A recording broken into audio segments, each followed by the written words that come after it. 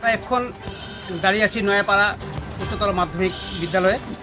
এখানে আমরা পেয়ে গেছি 56 ধর্মনগর বিধানসভা কেন্দ্রের বামফ্রন্ট সমর্থিত কংগ্রেস দলের মনোনীত প্রার্থী শ্রী চয়ন ভট্টাচার্য মহাশয়কে।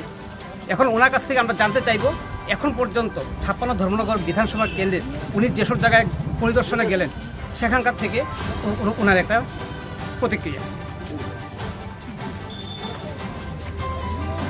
ভালোই হচ্ছে, মানুষ একটা আশঙ্কার মধ্যে আছেন, শঙ্কার মধ্যে আছেন কখন কি হয়। তার মধ্যেও মানুষ